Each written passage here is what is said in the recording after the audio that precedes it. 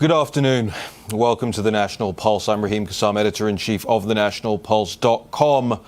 We're going to be joined in a moment by a special counsel at the Amistad Project, Tom King, to walk us through the latest as it pertains to the Pennsylvania case that the Amistad Project have been at the forefront of. We've been really honored to have Amistad Project people joining us almost every day on the show in the last couple of weeks to be kind of holding our hands, at least holding my hand through this whole process.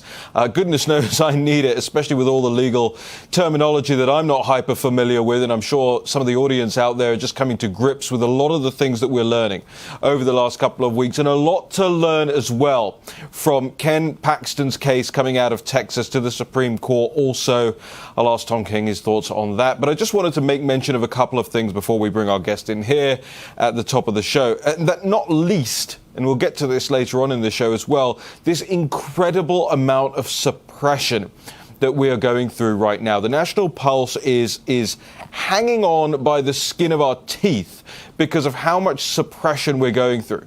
From Twitter banning our account outright, not even responding to our appeal. Facebook still has my own personal page banned.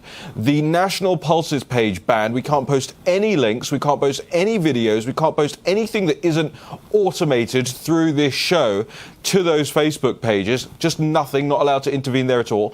MailChimp, our mailing carrier, under pressure from the hard left, dropped us a couple of weeks ago. So I can't even email with the hundreds of thousands of people that signed up to our mailing list yet. Our in-browser web notifications today have stopped working. One other thing, we had a live blog, remember Natalie's live blog during the election. Those guys trying to stick us with $1,000 bill for that purpose. It's all clear what's happening here. They are all moving together. They are all trying to shut us out and shut us down. And it doesn't matter as long as you guys all take action out there to share this show, to make sure as many people as possible can see it from your guys' end. And I thank you to all of those of you who have been doing that naturally anyway and over the last couple of weeks and months. Thank you. I want to bring Tom King in here now, special counsel at the Amistad Project. Tom, thank you so much for joining us here this afternoon. Thank you for having me. So, Tom, where do we stand with Pennsylvania right now? And then I want to ask you about the Texas case. But give us an update on Pennsylvania, please. Pennsylvania case, about an hour from now, I'm going to hear the response from Governor and Commonwealth of Pennsylvania in our Commonwealth court case.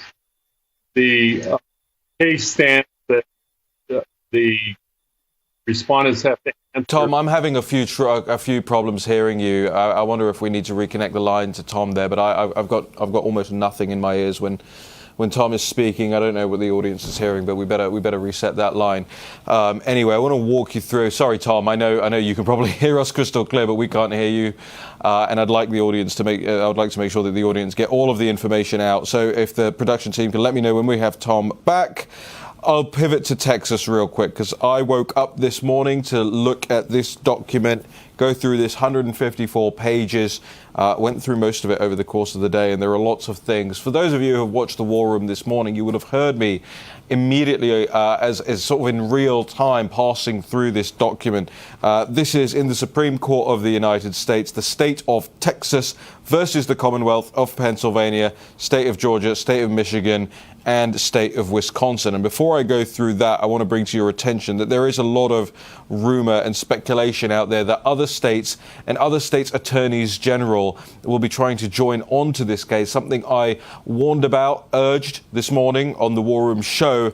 Specifically, I'm hearing things about South Carolina. There have been a couple of others that have been mentioned as well to me in private. I think Oklahoma may have even been one of them. There is a massive, massive thing that you need to do today, right after this show or even in the breaks. Actually, I don't care if you even step away and do it during this show.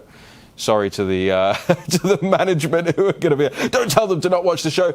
Listen, the country's at stake. The republic's at stake. The future's at stake. Western civilization is at stake. Call your Attorney General's office, okay? Go on to the internet, DuckDuckGo, Google, whatever you use, find out the office number and the email address for your Attorney General in your state. I don't care which state You might be in California. Do it anyway. Tell them to join Ken Paxton's case from Texas. So let's go through this here. We've got the lead story up at the National Pulse as well, is my take on having gone through this.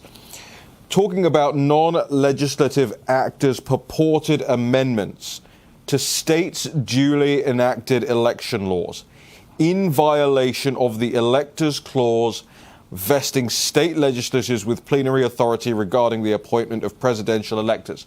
Lots of talk, lots of legalese or constitutionalese there.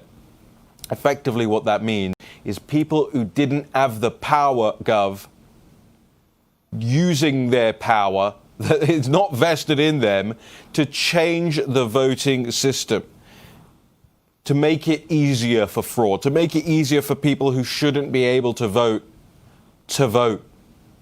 It goes on, it talks about the unconstitutional relaxation of ballot integrity protections in those states' election laws. Remember, we're talking about the Commonwealth of Pennsylvania, the state of Georgia, the state of Michigan, and the state of Wisconsin as defendants in this case. Taken together, it says, these flaws affect an outcome determinative number of popular votes in a group of states that cast outcome determinative numbers of electoral votes. This court should grant leave to file the complaint and ultimately enjoin the use of unlawful election results without review and ratification by the defendant states' legislatures and remand to the defendant states' respective legislatures. Okay? More of that. And Tom King. Off to the break.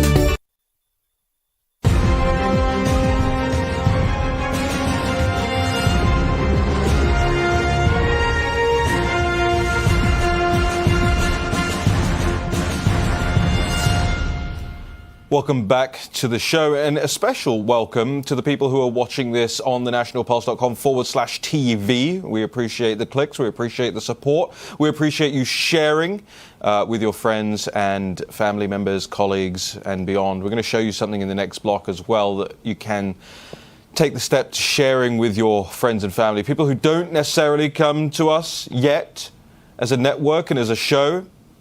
I want you recommending us, please. I also get some complaints sometimes in my social media feed. Oh, what are you doing a swag store for? You're being a grifter. Listen, and here's our swag store. Listen, when they try to shut you down as much as they try and shut us down, I mean, monetarily squeeze us, wring us by the neck, you got to do everything possible to keep the site going, because you keep the content flowing, you keep the real news, the real investigations flowing. And by the way, I get a lot of people saying to me, hey, we'd love National Pulse swag. Hey, we love the stuff that Anne designs. So here it is. We put it up there. So don't complain. If you don't want to buy it, don't buy it. But there's a new discount code, by the way. If you do want to get some stuff from there, it's Raheem, in all caps, Raheem. Get you 10% off. Use Rush Shipping and you can get it in time for Christmas. There's some great stuff on there. All right, back to the show. Tom King, Amistad Project, Special Counsel, Pennsylvania. I think we have Tom King back with us now, cleaned up the line a bit there. Tom, thank you for bearing with us during that. Give us the update on Pennsylvania, and then I just want to quickly get your thoughts on the Texas case too. Thank you. Well, first of all, let me say how pleased I am to be here and to work with the Amistad Project and the Thomas More folks. They're just absolutely patriots. They're terrific people, and they are dedicated to this cause. So what we've done in Pennsylvania looks a lot like what the Attorney General of Texas has done and filed in the U.S. Supreme Court. We filed in a statewide court called the Commonwealth Court in Pennsylvania. At 4 o'clock today, the governor and the Secretary of State, called the Secretary of the Commonwealth here in Pennsylvania, have to respond to our complaint. Our complaint seeks to mandamus or order the governor, a tyrant by the name of Tom Wolf in Pennsylvania, to withdraw his certification of the election as it pertains to the election of the electors for the Electoral College for Pennsylvania. We suggest that there are so many outstanding issues in Pennsylvania that it's impossible for him to have certified this election, and that he ought to withdraw those certifications from all 20 of our electoral votes and take down those democratic certifications. Regardless of the outcome in the Commonwealth Court, I suspect we'll be in the state Supreme Court, and ultimately we may well be in the U.S. Supreme Court. We may be at the U.S. Supreme Court even quicker because of what Texas has done in the United States Supreme Court today.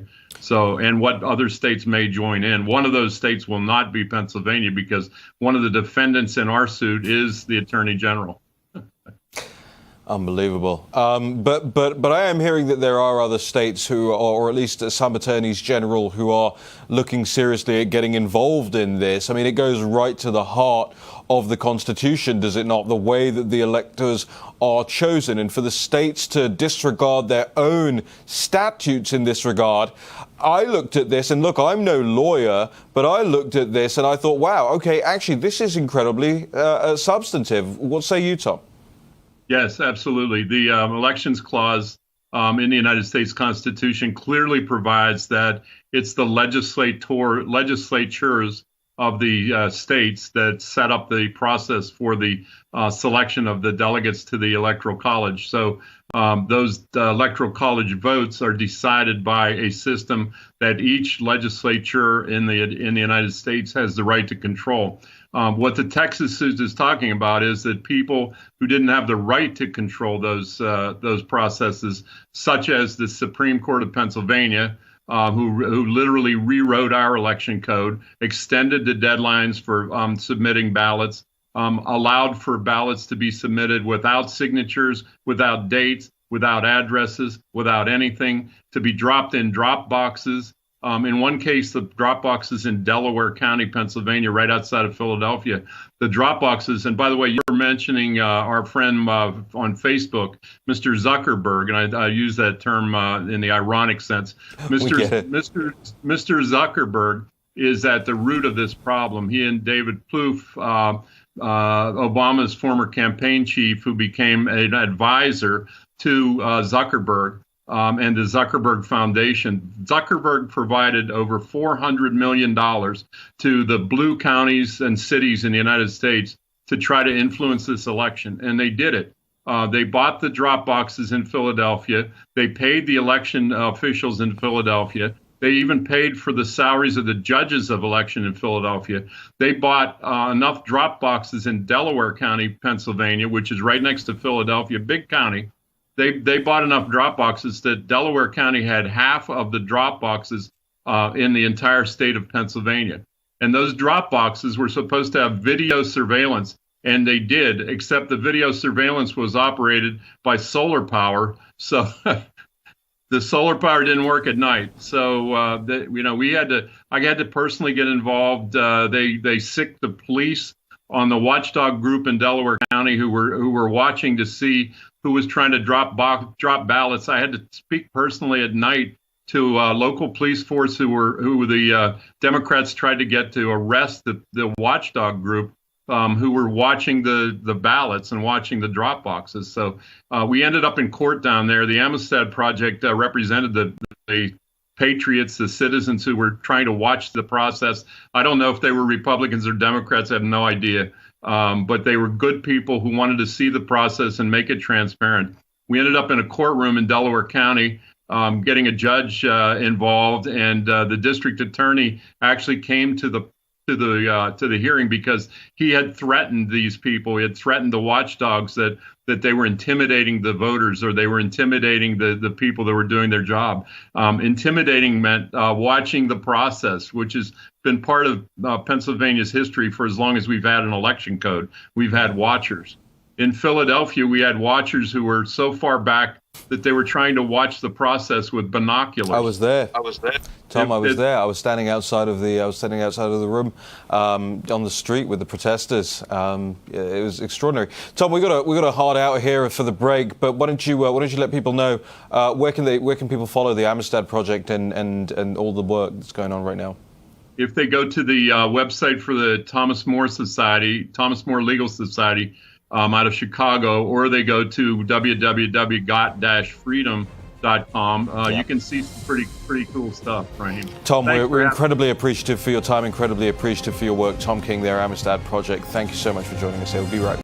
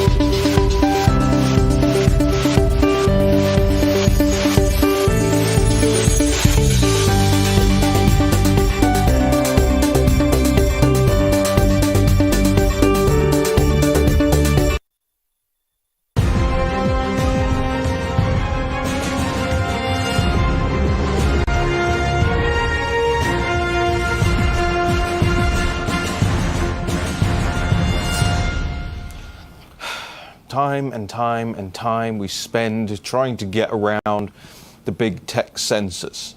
You would not believe how much time I have to spend doing things that the editor-in-chief of a news site should not be having to do, which is navigating around censorship. You know, there are outfits, outlets, apps, aggregators, everything out there that come back to us, like Google News, for instance, right? Google News service, you plug your website in, people can subscribe, and they search keywords, they can find your news stories. Google, and I've been on there before with other sites I've run.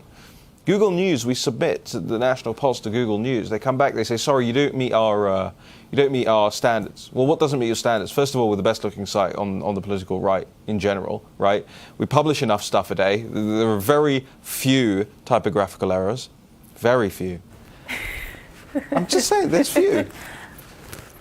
Everything's cited, everything's sourced, everything's the way it's supposed to be. The RSS works. Well, Hagen and the team do a great job keeping up the website. Anne does a wonderful job on the graphics. Natalie does a wonderful stuff on the content. Everything's the way it needs to be. You submit to Google News, sorry, you don't meet our standards. Why? Why? No reply. No reply. They don't reply. They banned us from Twitter. I went to Twitter. I said, hey, why are we banned? No reply. Went to Facebook. Facebook, we got banned. I said, why are we banned? No reply. Oh, you can click here to appeal. Fine. Appeal. No reply. How long has it been since we were banned on Facebook? Since Election Day. Since the day after Election Day. How long has that been now? Over a month. No reply.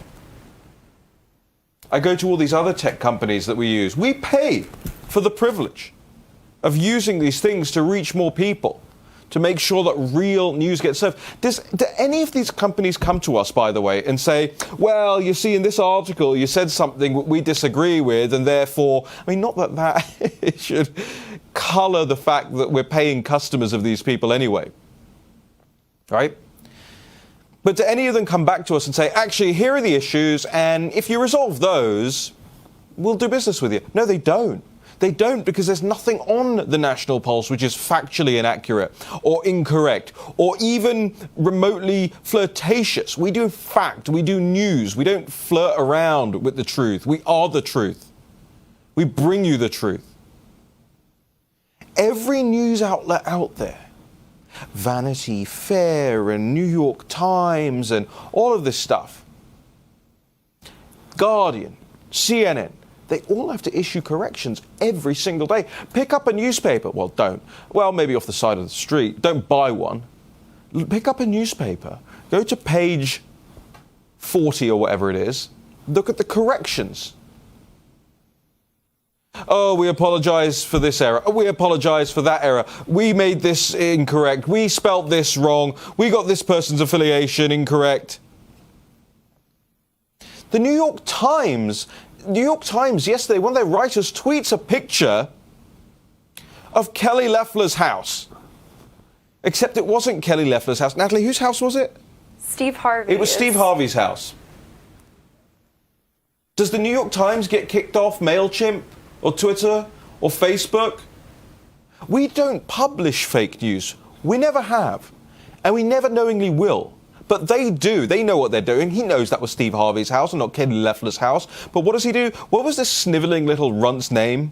Charles Finch. He knows he's lying. He's politicking with a New York Times byline. And they're fine. Their traffic doesn't get dinged. And I want to play you this. Producers here have put together this clip. Shows you what happens to the president's tweets. Now look, you see the president's tweeted something there, and you can't see what it is. You have to then click a button, then you get to see what it is, but you still can't see the video. You then have to go inside that. Further, it doesn't show you what it is. You then have to click that view button down there. It then opens up, then you can click play. And what is it? What's that video? That's CNN and Lou Dobbs on CNN. It's the clip that we played you 2 weeks ago here. Talking about foreign, Venezuelan-linked, Dominion, Smartmatic voting systems. From years and years and years ago. The president tweets it and it's hidden. And by the way, then what happens? Let's put these pictures up. Let's see. Look, so now this is how it appears on the president's feed. What you saw was how it appeared when he originally did it. Now this is how it appears. So let's click through and see why it's showing like that now. Oh, look, they banned the account for tweeting a factually accurate video, full clip, not edited, of what CNN itself had reported about Dominion and these voting systems that were used in this election, this steal, this fraud, this farce. And it's a farce, and I challenge anybody from any of the big tech firms to come on the show and explain yourselves.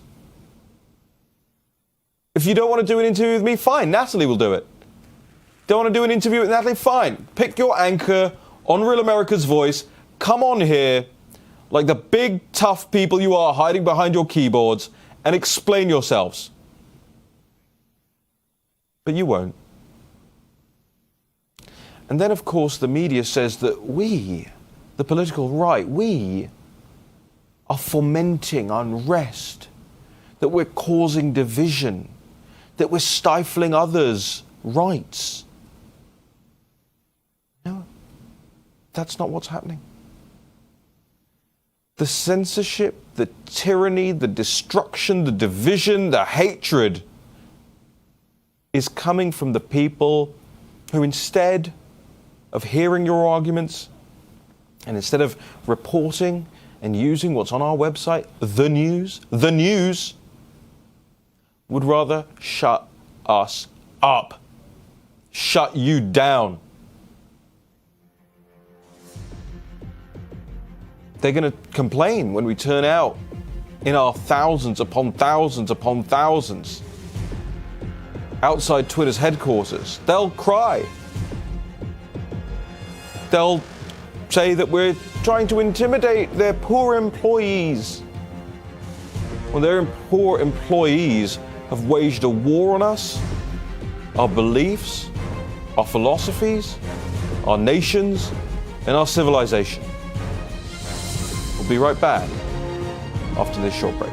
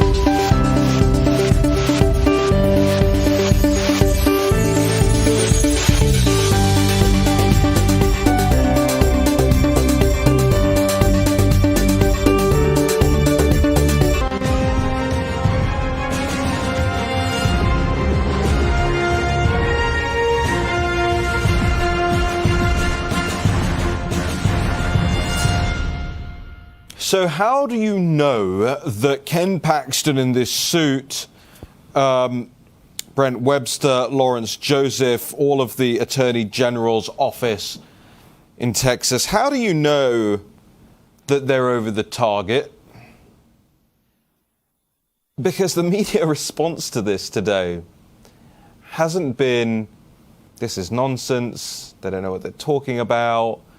They said it's dangerous. They called the lawsuit dangerous. Yeah, it is dangerous. It's definitely dangerous to fraudsters. It's definitely dangerous to liars, to cheaters, to stealers. It's dangerous to the Democratic Party of America. It's dangerous to Joe Biden. It's dangerous to Kamala Harris. It's dangerous for BLM and Antifa and all of the forces that they used on the run-up to the election to strike fear into people's hearts.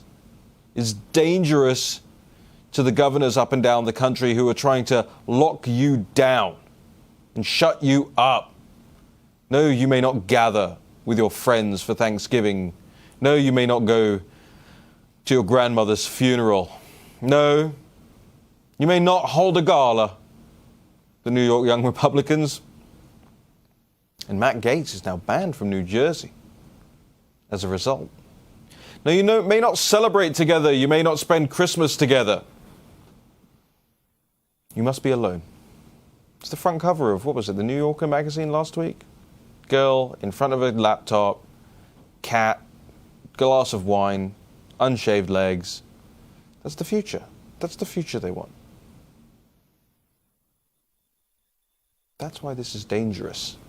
What Ken Paxton has done here is show up every single thing. It's 154 pages long. It's not light on substance. It's what I would call comprehensive, detailed, specific. Want me to go through more of it? Let's do it. I made some highlights here on my e-device. Got my little e-pencil out this morning. Started to go through the bill of complaint on this thing. And the bill of complaint actually makes for really, really great reading, if not anything else. It's very well written. Okay, I want to quote you from this.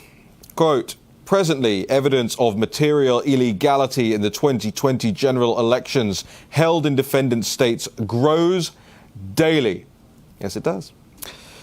And to be sure, the two presidential candidates who have garnered the most votes have an interest in assuming the duties of the office of president without a taint of impropriety threatening the perceived legitimacy of their election. However, 3 USC Section 7 requires that the presidential electors be appointed on December 14th, 2020.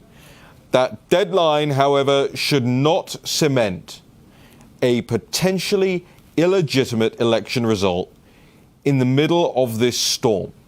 A storm that is of the defendant state's own making by virtue of their own unconstitutional actions. Is the Attorney General of Texas being clear enough for you here? Let's continue. If my device wants to play ball with me here. The nature of the action portion of this. Quote, plaintiff state challenges defendant state's administration of the 2020 election under the Electors Clause of Article 2, Section 1, Clause 2, and the 14th Amendment of the U.S. Constitution. This case presents a question of law.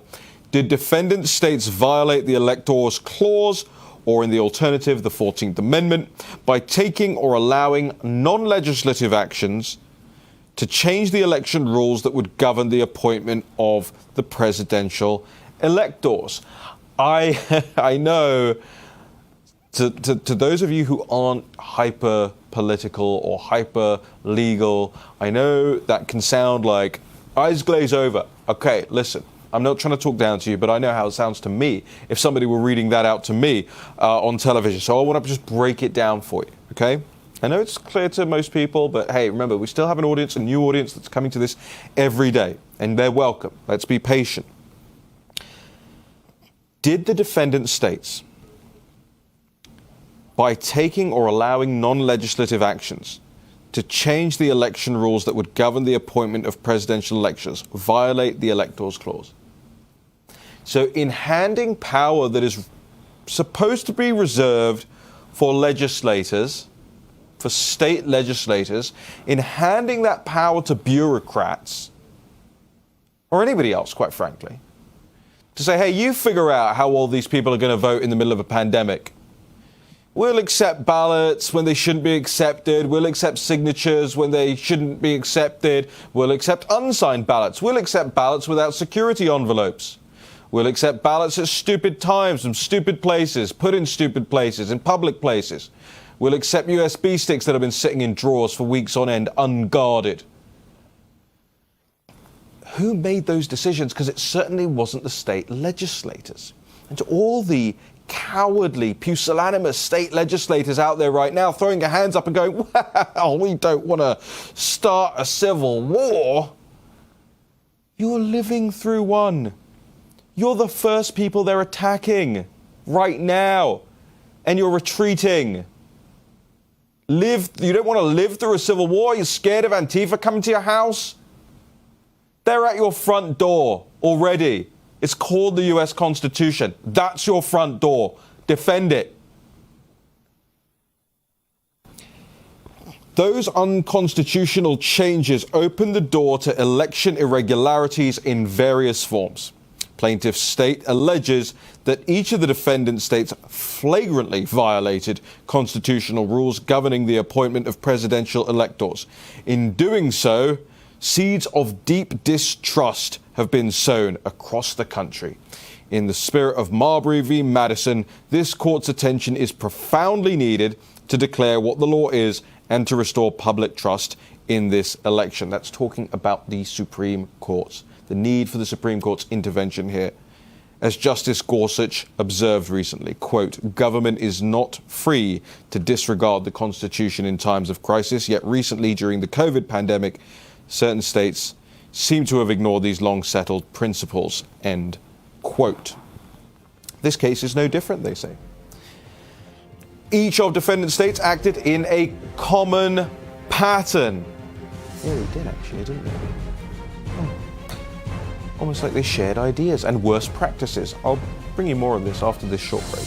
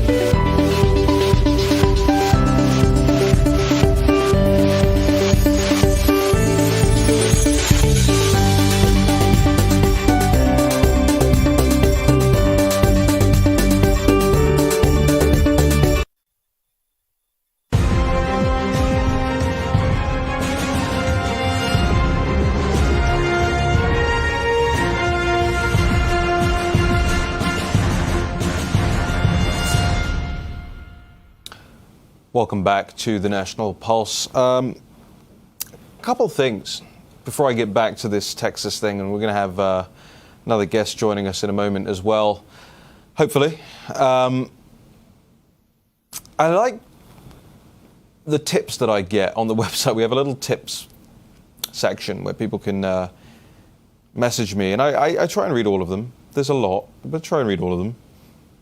I've got a lot of sartorial tips lately. I'm not sure if that's because people realize that I'm into it and are just offering their 2 cents, or they think I'm bad at it. Now, let me tell you, as one of the best dressed men in Washington, D.C., it weighs on my mind. So you got to tell me where this is coming from.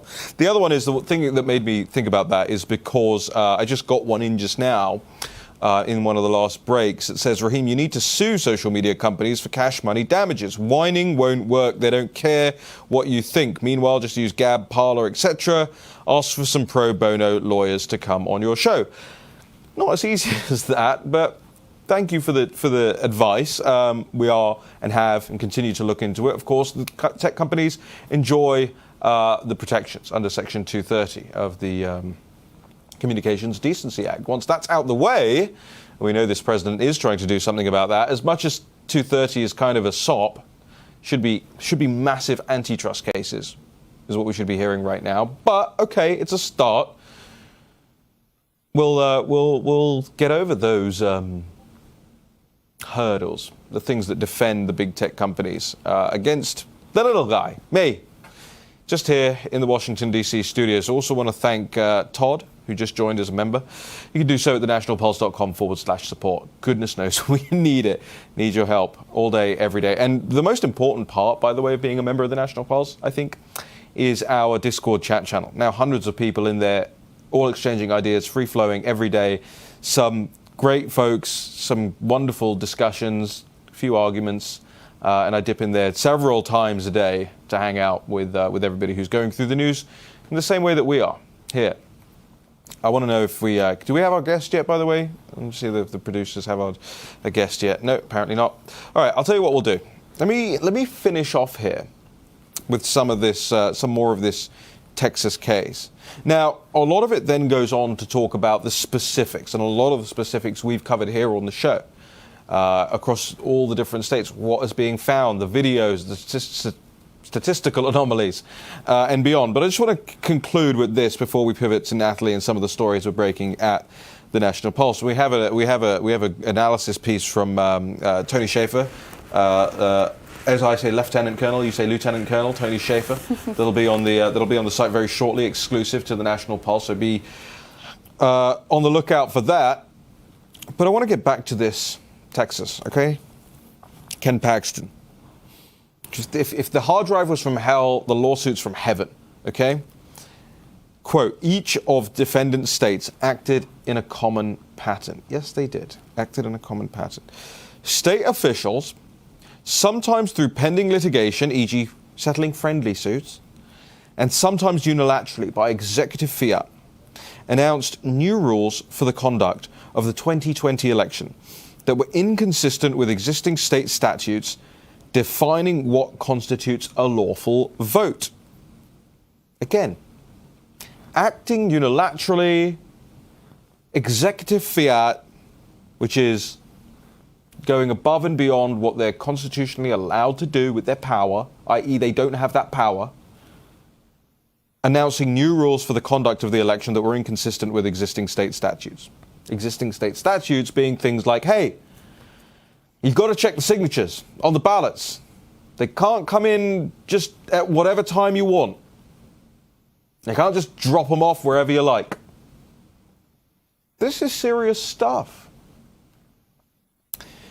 Defendant states also failed to segregate ballots in a manner that would permit accurate analysis to determine which ballots were cast in conformity with the legislatively set rules and which were not, i.e., they mixed them all together. So that when you do an audit, when you do a recount, you can't look at one now and go, oh, this didn't have a security envelope on it, because they got rid of that. They just have the ballot papers now. So now you can't even tell which were good and which weren't good. I know a lot of you know this. This is especially true of the mail-in ballots in these states. By waiving, lowering, and otherwise failing to follow the state statutory requirements for signature validation, and other processes for ballot security, the entire body, listen to this, important, the entire body of such ballots is now constitutionally suspect and may not legitimately be used to determine allocation of the defendant state's presidential electors. I'm going to read that to you one more time. By waiving, lowering, and otherwise failing to follow the state statutory requirements for signature validation and other processes for ballot security, the entire body of such ballots is now constitutionally suspect and may not be legitimately used to determine allocation of the defendant state's presidential electors. This is the lawsuit by Ken Paxton, Attorney General of Texas, and his team to the Supreme Court against Georgia, Michigan, Wisconsin, Pennsylvania. And the media is calling it dangerous. It's because it is. It's very, very dangerous to the steal, to the setup, to what they've been claiming since the day after. Remember, they said, you can't call it. You won't be able to call it for a couple of weeks. No, they said about doing that very thing 24, 48 hours later. And now they're saying, hey, can't call into question. Can't call into question. That's dangerous. Right, we're going to go to a quick break here. When we come back, Natalie Winters is going to walk us through some of the latest breaking stories on the site, including that the lead story on the site right now is the Ken Paxton, and I've pulled out the most important details. Why do we do the news the way we do the news at the National Pulse? Number one, we're not going to talk down to you, ever. Number two, it's for you to share with people who want it broken down. So there it is. Go ahead and share it, thenationalpulse.com. Real America's Voice. We'll be right back. Natalie Winters, Raheem Kassam after this short break.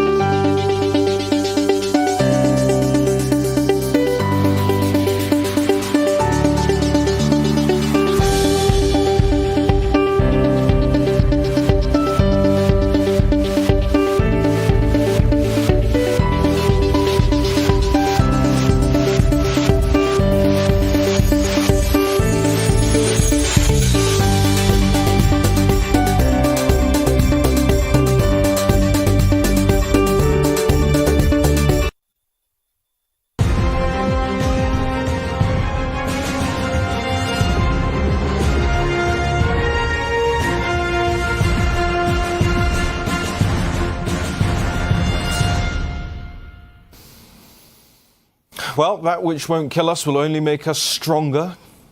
Kanye West. 3 million page views so far on the month at thenationalpulse.com. We're grateful for every single one of you out there clicking and sharing, because we can't. I'm not allowed to share our own articles.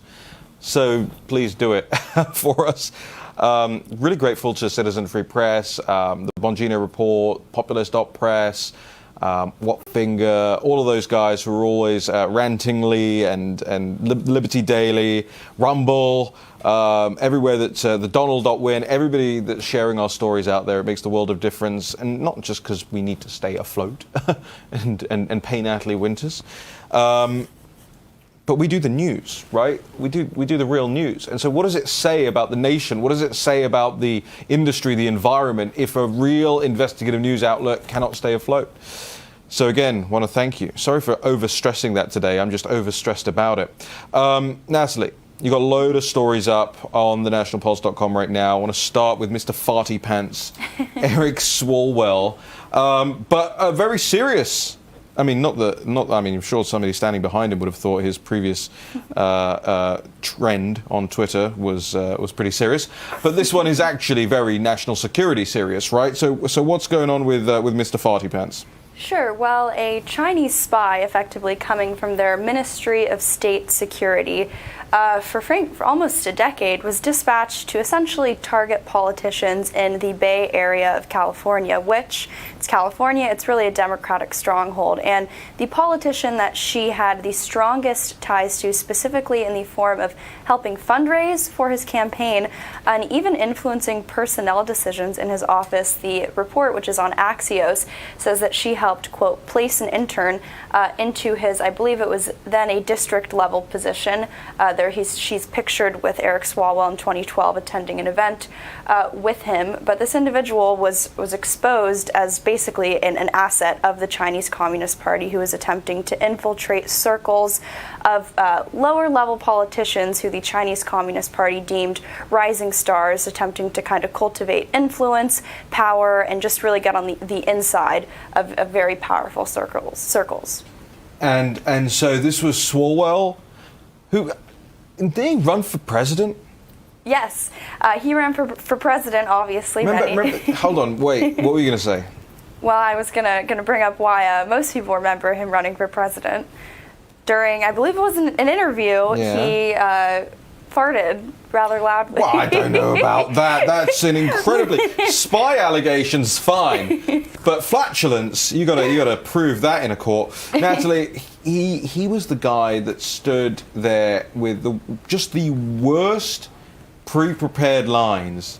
Now that I think about it, they could have been CCP written lines. Just remember he looked over at Joe Biden and he said, "Pass the torch. Pass the torch." And it was this, he expected this big eruption of applause from the audience, and he got a small smattering. It makes you wonder. And so did the person standing behind him during that interview. I would say it makes you wonder why the Chinese Communist Party labeled him a rising star. But nevertheless, this individual, Fang was her Chinese name, also targeted a host of other politicians volunteering for campaigns, specifically Ro Khanna, Tulsi Gabbard, a Fremont City Council member, Raj Salwan, and she's pictured alongside many of these individuals just on open source data on Facebook, on social media.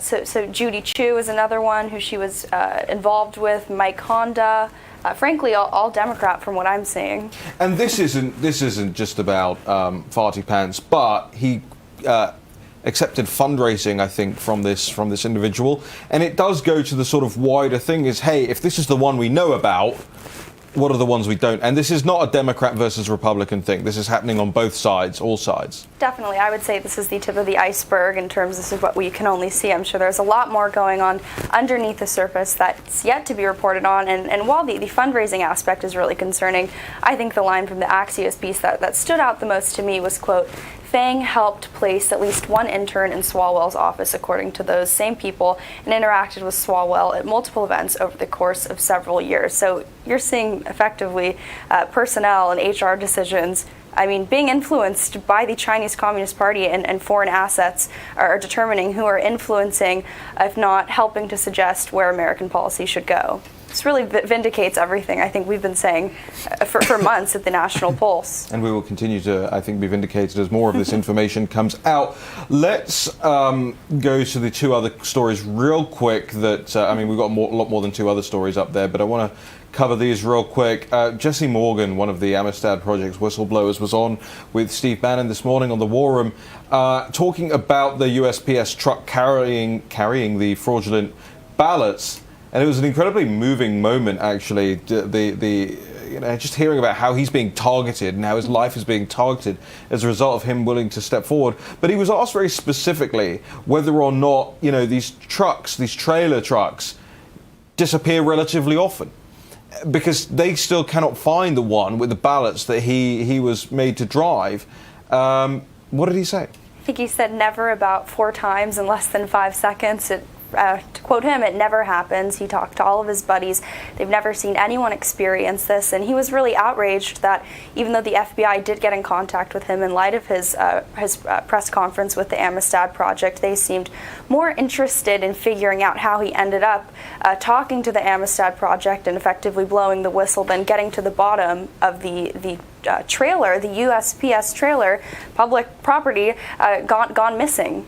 Just say that again. The FBI was more interested in how he came to be a whistleblower rather than what he was whistleblowing about.